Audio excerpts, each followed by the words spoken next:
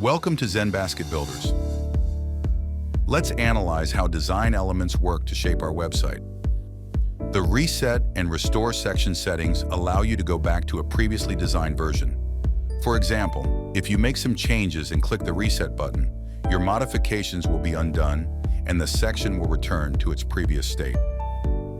To restore a section, go to the Save tabs and select the version you want to explore. You can also change the name of a version so you can find your changes easily. To identify paid elements and sections, head over to the Sections tab. For example, let's select Layered Image with text. Here, paid elements are clearly labeled as premium. If you drag and drop a premium element into your section, you can still edit it and make changes freely.